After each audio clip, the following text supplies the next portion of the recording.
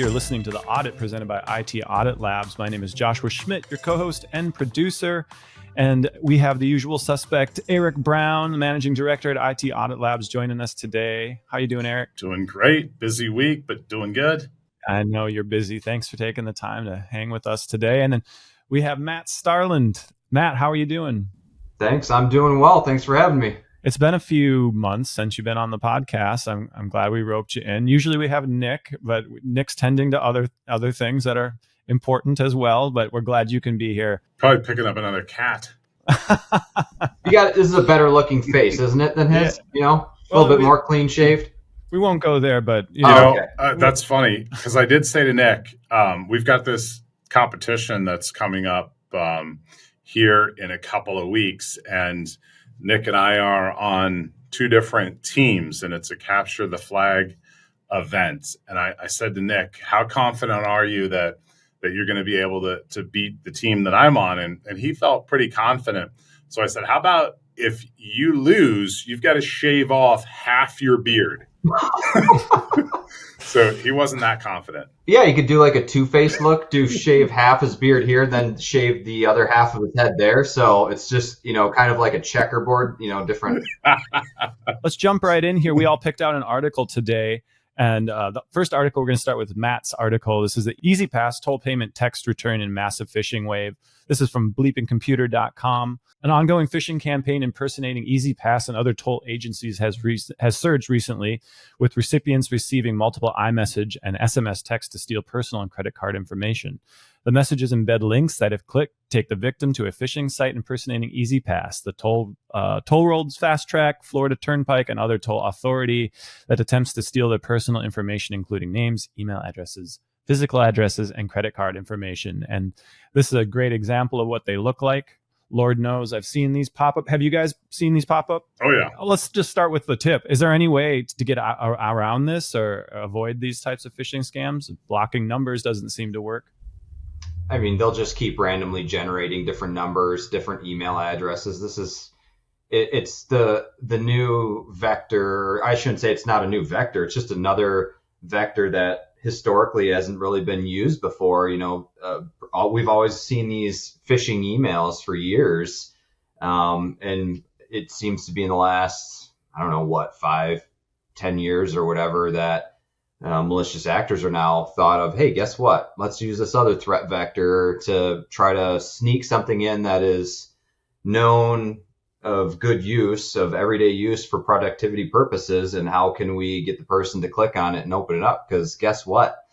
Most people and even most organizations don't have protections on devices that's going to stop or filter this type of stuff out. I can't think of something that they're going to easily be able to do that's going to really help filter this out. I mean, if you're technical, and maybe like a Proton VPN or a NordVPN might have some sort of malicious filtering on this, because guess what?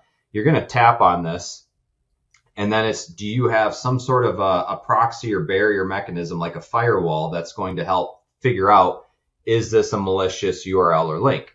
A lot of organizations, while they have their enrolled workstations, desktop servers behind some sort of a firewall, that might not always be the case with mobile devices like a smartphone like this. Usually the best way to do it is probably set up a VPN on them, so they're always flowing through some sort of a firewall that has some sort of URL filtering. So from the home user perspective, if you've got some sort of a URL filtering mechanism through your own home firewall, you could VPN in from there, but that's not something most people have. Yeah. Most people have or would even know how to even set up. You could do a couple things, I think, Matt, and none of them are perfect. One would be signing up for the Do Not Call registry.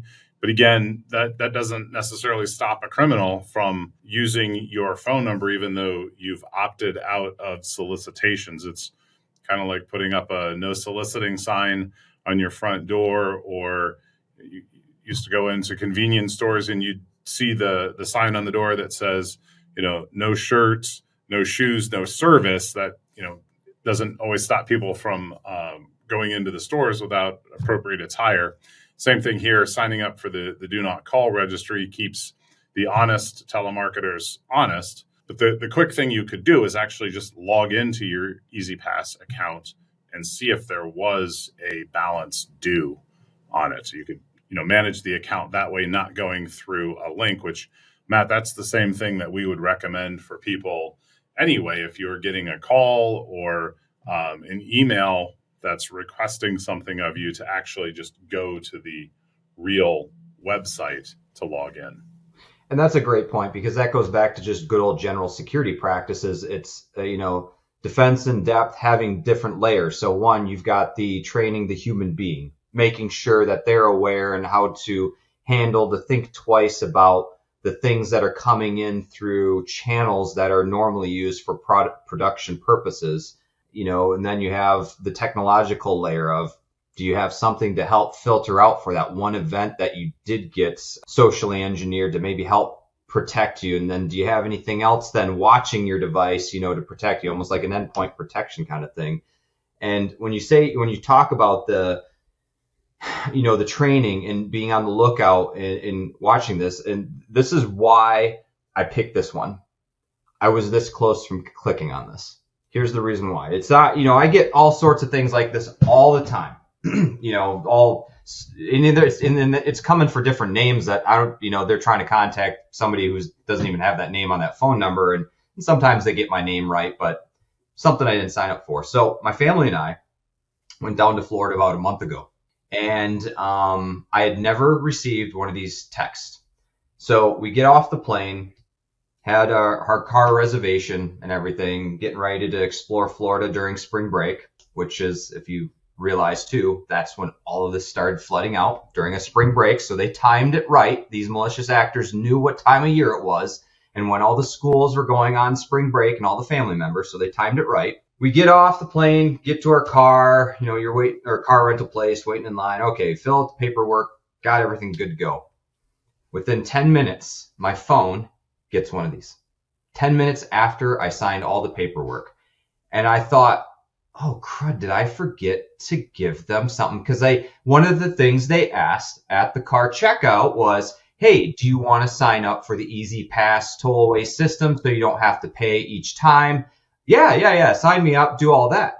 So I get this text. I look at it, I'm like, oh, did they screw something up on my enrollment or whatever, And so I'm sitting there looking, though.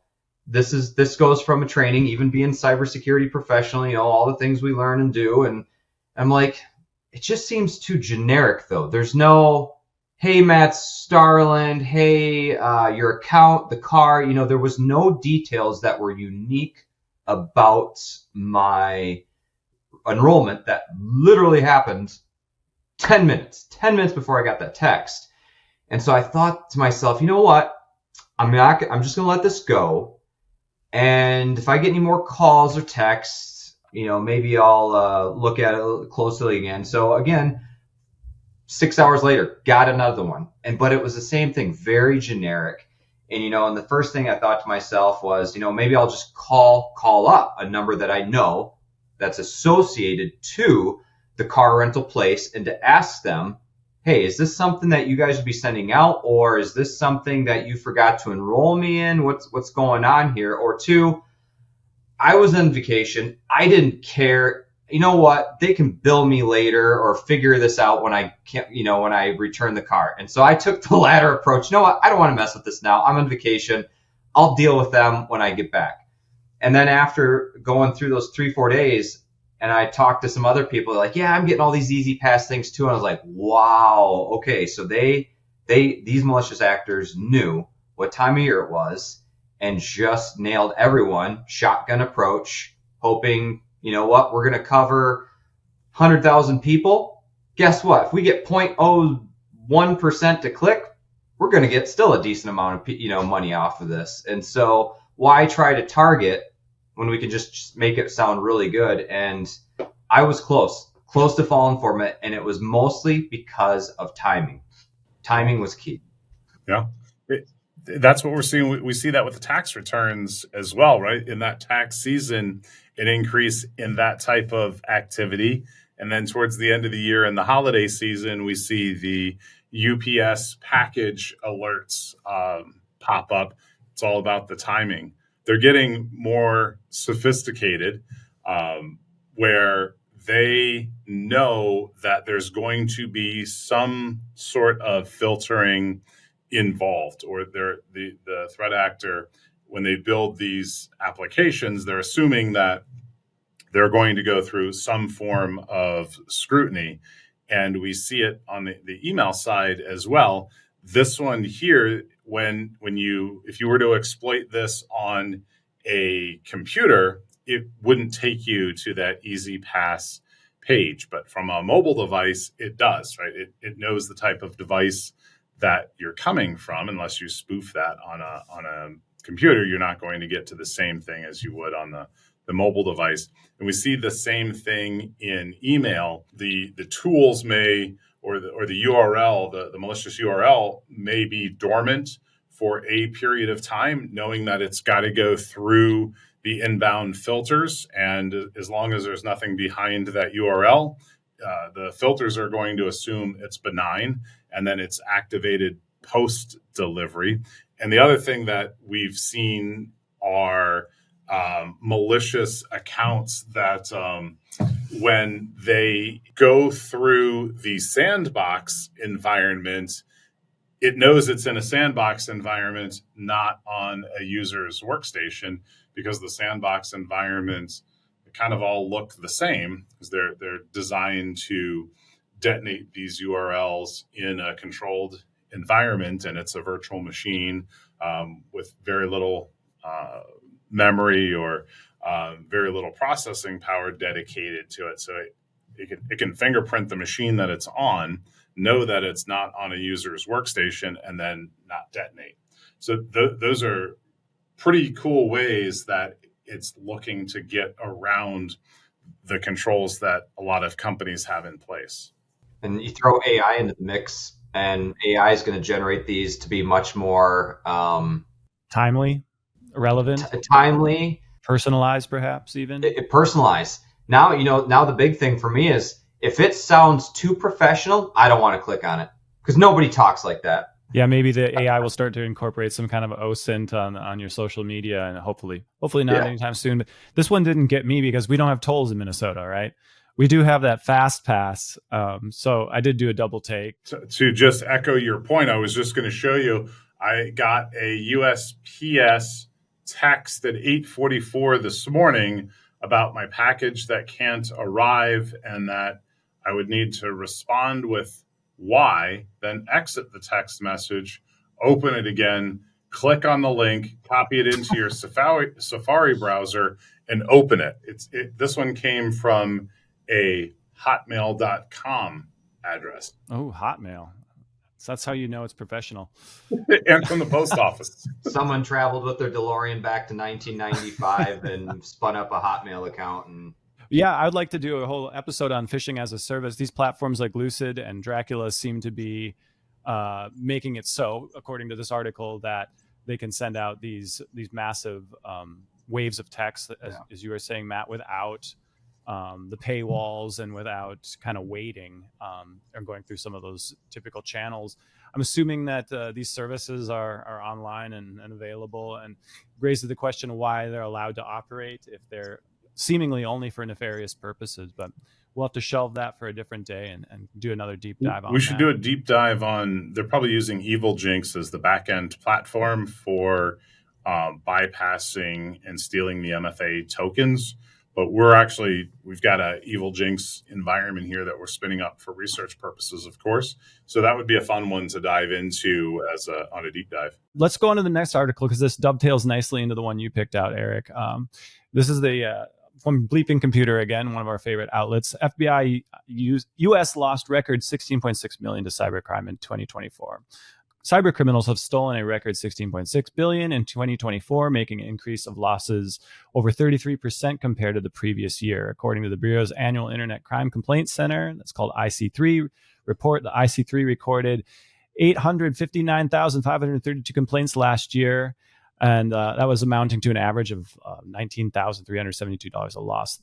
Of course, we all probably anticipated this next paragraph. The most impacted group is older Americans, especially people over 60 who filed 147,000 plus complaints linked to approximately 4.8 billion in losses. So as these tactics become more and more prevalent and more sophisticated, what's the messaging for our family members, especially the seniors, around receiving these things and how to interact with this type of content? Josh, this one really is, it's disappointing. It's painful. It's all the things. And the number's probably low, right? Because this is only on people that have reported the crime. I was just at an event in Chicago earlier the week, and I was at a dinner afterwards, and the topics turned to information security, and one of the people saying that their grandfather was impacted by something like this, and they had lost it was tens of thousands of dollars, and the grandfather had finally reached out to the person for help, because I think at that point they didn't think something was right. Like the threat actor had continued to ask for more money, where it might start of like, 500, to get in on something that's too good to be true, and then another 2,000 and so on and so forth. But the person finally reached out to the person who was with me at the dinner, and unfortunately, the grandparent was kind of embarrassed by this, so was reluctant to share a lot of information after it was confirmed that it was indeed a scam. And the grandson didn't know if the grandparent had actually gotten back any of the money. He didn't think that they did. But it was really hard to hear those sorts of things, especially as people who are older are probably not working. They're probably on a fixed income, and that's going to be really impactful for them. So to answer your question, Josh, I think the one thing that we've got to do is we've got to talk about it. Any opportunity that you can, where we really just Thanksgiving table, birthdays, anniversaries, anytime the family's together, you don't have to get out a cybersecurity book and start preaching, but just to talk about it and say, hey, this is real, right? This is happening. This is in the news. Here's what we need to do. And just, quick and impactful. And just, I think almost every time you have that conversation, or you're able to interact with them, just to bring up something so that it's top of mind. Yeah. My family can attest. So yesterday was my 2-year anniversary at IT Audit Labs. And so my family can attest that I've now become that person at the dinner table and preaching the gospel of cybersecurity to anyone and everyone that will listen. But I think a nice way to bring it up is just kind of like, did you hear about this recent breach? Or did you hear about this recent phishing attempt? Or this AI voice taking over people's phones and, convincing them?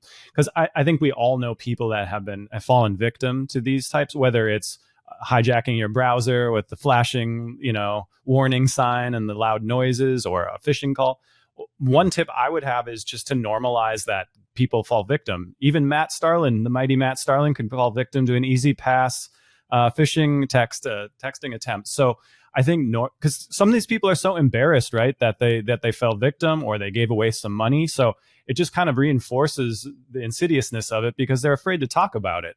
So then it kind of just keeps the wheel turning. I think we need to be easy on people and just be supportive and have them be open to talking about it so we can spread the news. I do want to say I didn't fall. I wasn't. I didn't. The mighty Matt, but it came close. But it came down to good training. So because that's exactly what this same article is about. So whether it was using a phishing, getting called through a phone and somebody impersonating a U.S. bank, Wells Fargo, whatever it might be, and saying, "Hey, we found these charges" or whatever, and then trying to get more information out of you. I think the lesson learned here would be is for those family members is don't expect your institutions that you deal business with to call you and start asking for more details. If you ever get that phone call or text, hang up, don't respond, and instead go find what the actual support number is, go to their look up the actual website. If you're a US bank, go to usbank.com or do a Google search for the right one. Find what that customer service number is that's posted publicly, from their legitimate website. You do your own search and come to that website, then call them up and ask, hey, I had a representative contact me. Did you guys actually have something on my record that you need to get a hold of me of? So don't respond to the anonymous callers. Instead, you be the one to take the initiative and action, and then follow up with a more a legitimate phone number that you're able to look up or search on your own and not being provided by an anonymous person calling. This dovetails, and once again, this flowing right along, right into this the article that I picked out. You guys got your tinfoil hats ready today? All right. You got one around? Ready. Yeah, I gotta go to the kitchen and get the Yeah. Well, this is kind of in that zone, I'm start here in the middle of this article, but I guess we'll shout out computerworld.com.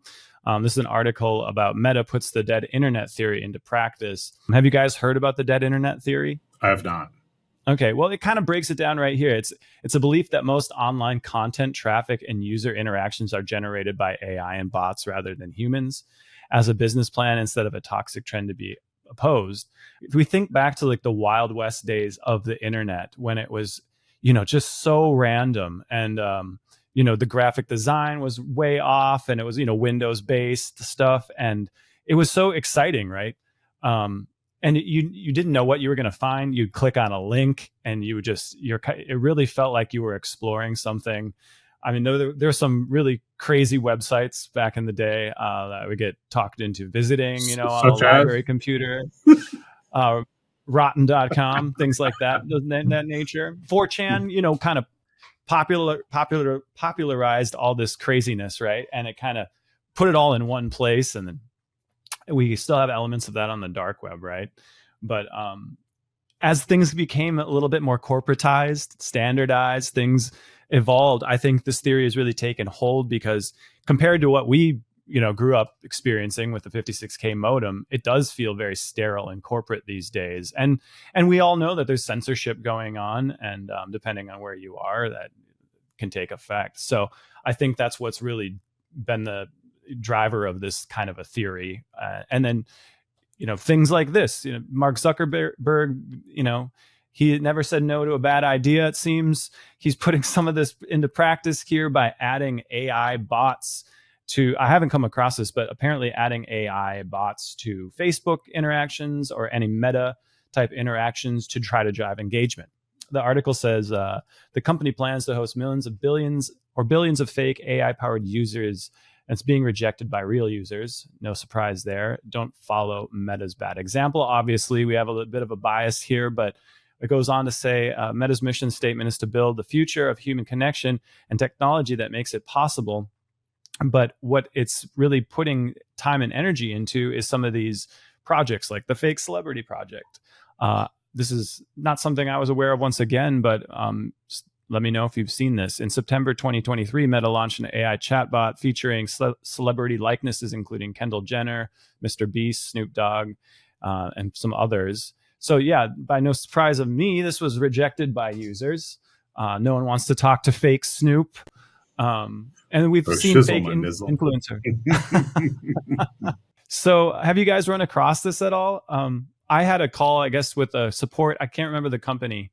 It was just a couple weeks ago, but it's escaping me. Where I had a support call with a bot, and it actually went really, really well.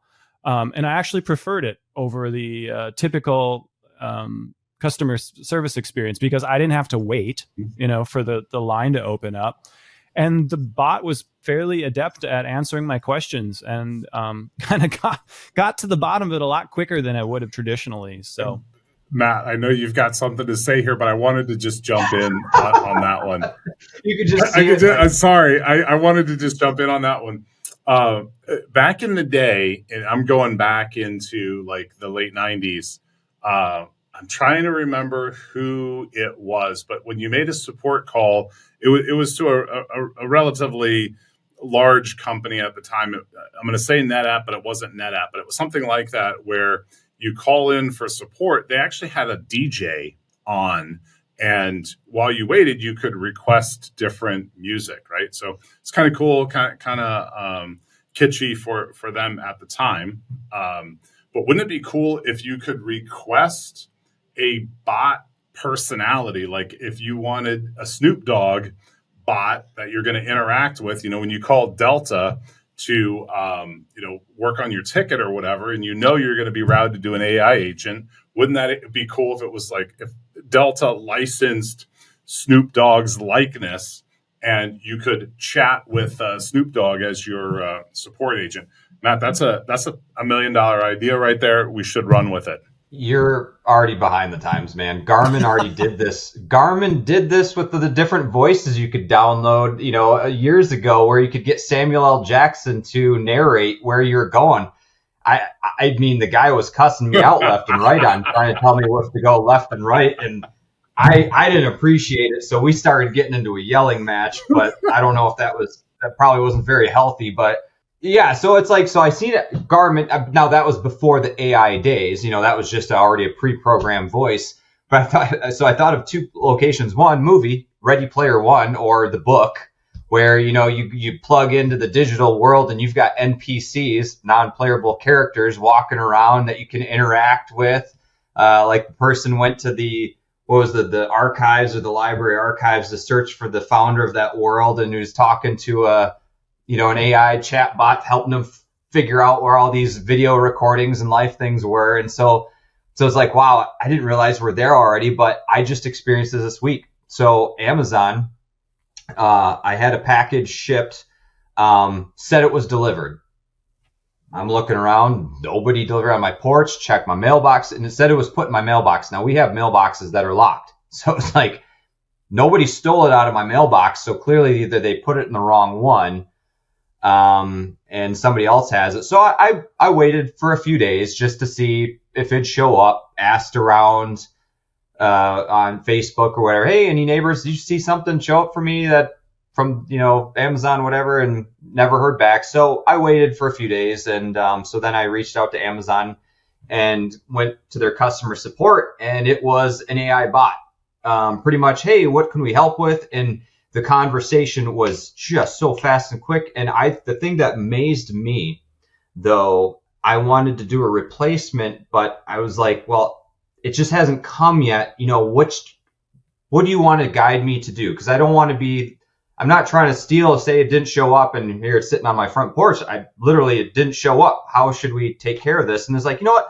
No worries, Matt, we'll take care of it. We got another one out to you, whatever, blah, blah. And I'm like, that's amazing. That AI, they had already programmed it and had appropriate methods built in to even remediate the problem for me. Not kind of triage, a self-help. Have you tried this? Have you tried that?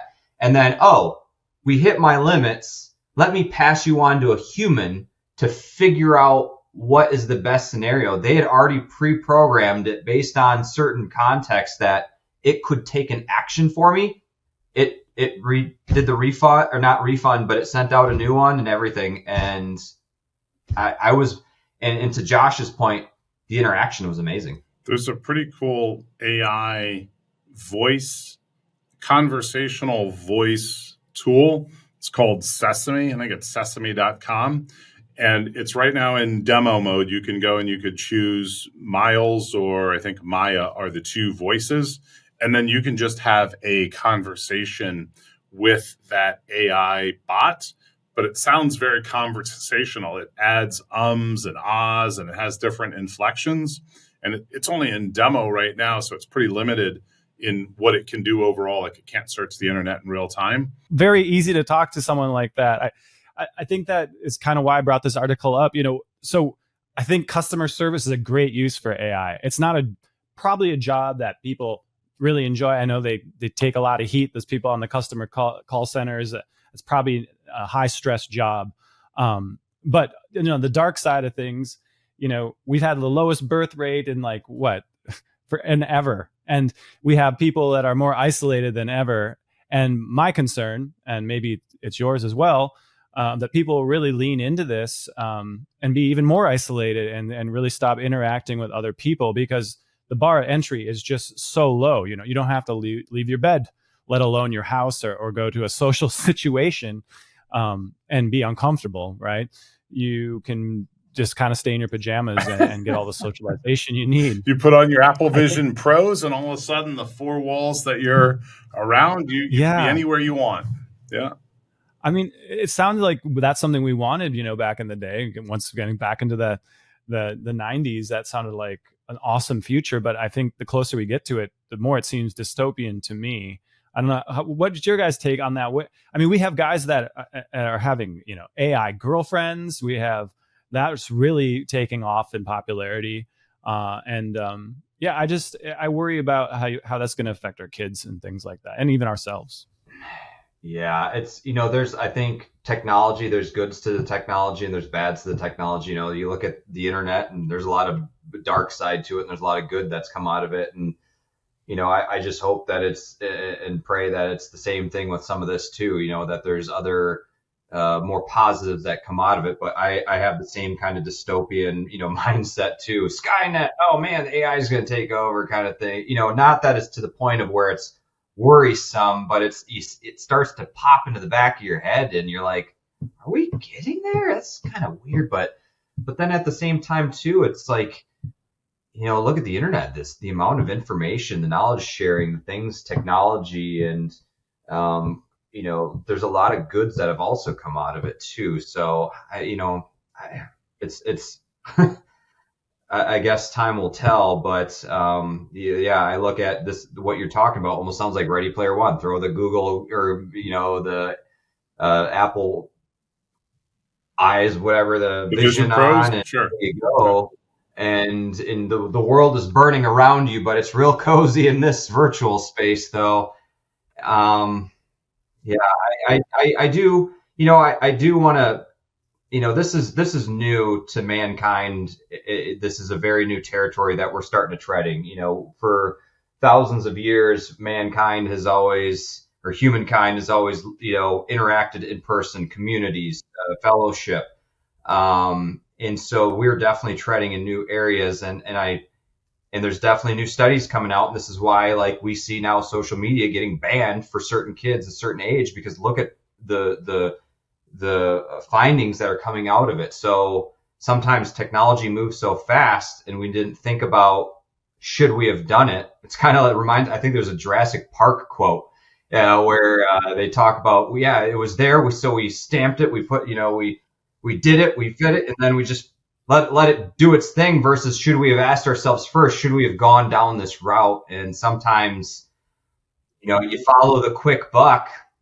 Sometimes technology leads us to the quick buck and we didn't think twice. Yeah, we were so busy thinking whether we could, we just didn't stop to think we should. Yeah, exactly. And so, I don't know. Inversely, though, I could see this solving the loneliness problem for senior citizens, for example. I don't know if the jury will be out for a while on whether that's a healthy way to get interaction with human or human type interaction. But, you know, if you go on to read the article, you can really see that people are really pushing back against this in certain contexts, especially social media, and the art world has gone crazy about all the, you know, images being generated and people saying that's not real art. And it's a valid argument, you know, but it is changing so fast we're going to have to try to stay ahead of it. But Eric, I know you're a big adopter of AI and you've been even doing some education around that to stay on top of things. Where do you see this going, or what's piqued your interest lately? Well, I saw a real example of this quite recently as we were working on a redesign for a website.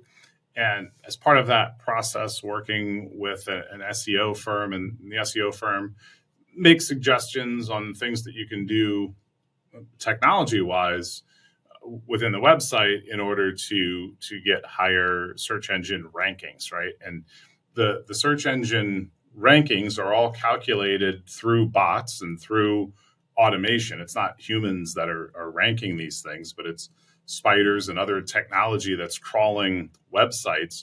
So we're essentially using technology to create technology that is then viewed and scored by other technology. So that the article was very poignant in that there are bots already out there talking to bots. And it was like, as we went through it, the exercise of the website redesign and everything, it was just a moment that I had for pause of, wow, now we've got to spend cycles thinking about how we get automation to train other automation on where the site should come out from a ranking perspective.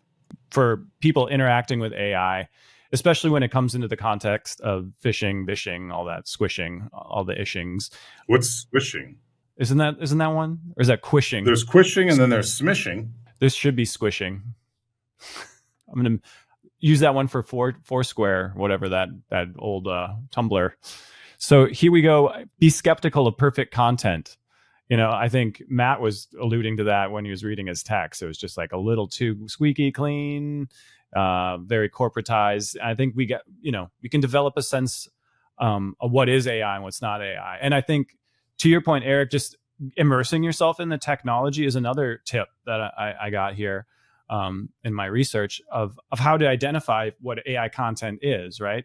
If you're not using it and you're not seeing results from your own interactivity, it's a lot harder to get develop a nose for what type of content that AI is generating. But I've spent quite a bit of time on Midjourney recently, and just by interacting and generating some content, I've already got some other insights and some better insights into what that's doing there and maybe how to identify it. Not a perfect process, but it helps. Is Midjourney still kicking out humans with multiple fingers? Like, it had a hard time getting the fingers right for a while. The fingers were a big problem. We're on version 7.0 now, and it's gotten incredibly powerful. And then you can dump it into other apps and things that will animate the photo. So, we can take it a step further and create videos out of static images. But the fingers seem to be solved. I'm sure there's still some hallucinations floating around depending on the image and what kind of prompt you're typing in. I think when you're typing in a photorealistic image, that's still probably harder than, whipping up a boho or an Andy Warhol design or something like a comic book.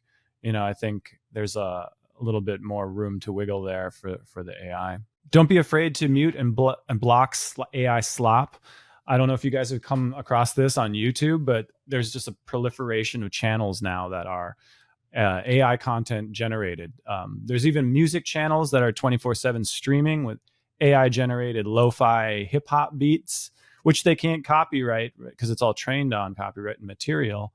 But you can upload it to your YouTube channel and then generate 1,000, AI images, and then have those kind of scrolling through as you're listening to music, and you can capture monetized revenue from the interactivity there. So I was even telling Matt about brain rot. We're getting hip to Skibbity, so we'll have to come back around on that one too. But don't be afraid to block that stuff.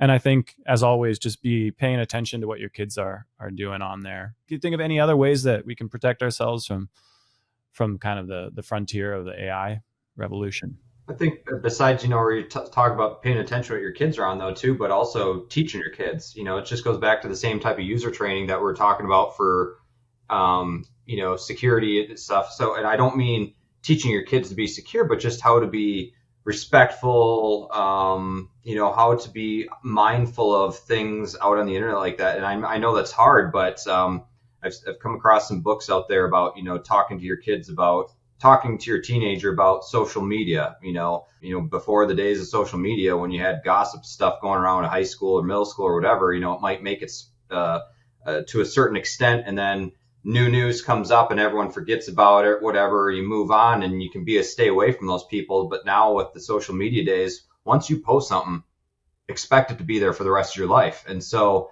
I would say, make sure to be mindful and talk with your kids about those types of things. And, it's just, whatever you're going to say, is that something you'd want your parents to hear?